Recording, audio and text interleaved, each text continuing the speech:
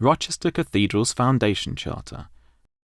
The Foundation Charter of Rochester Cathedral, written primarily in Latin though preserving its land boundary clause in Old English, announces that King Athelbert grants land and privileges to the Church of St. Andrew, the early name of the cathedral, in the year 604.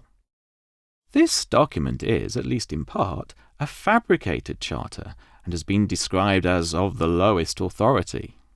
This does not come as a complete surprise to historians of the early medieval period, as forgeries are rather commonplace among Anglo-Saxon charters. Nevertheless, what we must appreciate in this particular case is that the historical proof that Athelbert actually was the founder of Rochester Cathedral is not in question.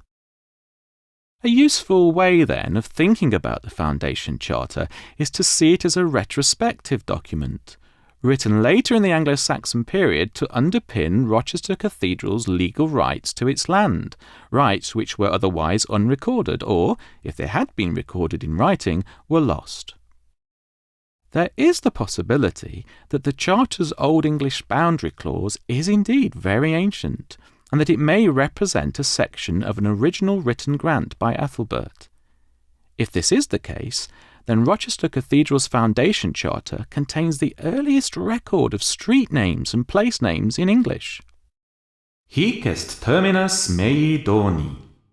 From suffiat west and langas velas of Northlanen to strate. Here is the boundary of my gift. From Southgate, west along the wall up to North Lane, to Street, and so east from Street up to Doddinghorn toward Broadgate. Below the rubric, the red ink heading, there is a large, striking, historiated initial, painted in green, red, purple, and yellow. This forms the capital letter R of the Latin word regnante, and marks the beginning of the text proper of the Foundation Charter. As the word historiated suggests, there is indeed a story to be told in this rather elegant initial.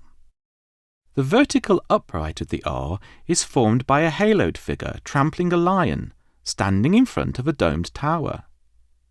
The leg of the R is a green dragon, which is biting the body of another green monster, whose head passes behind the tower and then into the gutter of the manuscript page. Identifying whom the haloed figure represents is problematic. With his right hand, he makes the sign of the benediction or blessing, while simultaneously using his left hand to direct the reader-viewer toward the actual text of the Charter. An obvious nominee for the figure is St. Andrew the Apostle. Since the tower behind him is most likely meant to represent the Priory Church of St. Andrew, this would be most appropriate. However, there are features of the iconography that make Christ the more likely candidate.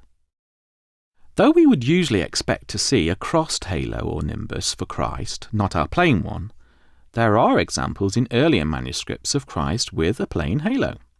There are other aspects of the iconography in our image that point strongly to Christ. Firstly, we should note that his feet have dots upon them, most probably signifying stigmata, and thus reminding us of Christ's crucifixion. St. Andrew, of course, was also crucified, but early tradition held that he was tied to his cross, not nailed.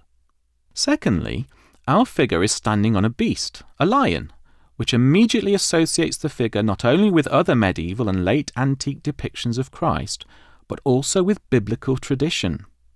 In the Book of Psalms, Christ is prophetically described as trampling 4 beasts, the asp or snake, the basilisk, the lion, and the dragon.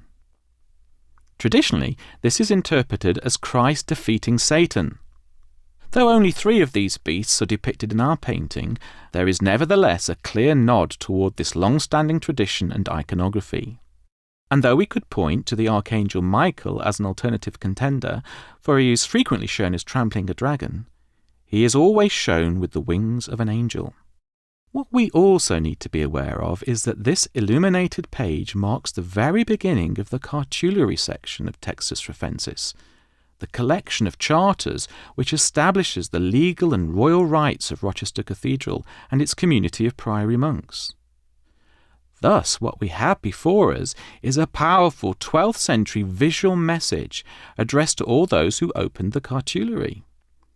That message is: Christ the Lord, champion over Satan, blesses you and directs you to the charter you see before you, through which King Athelbert granted the land for the founding of the Church of St. Andrew at Rochester.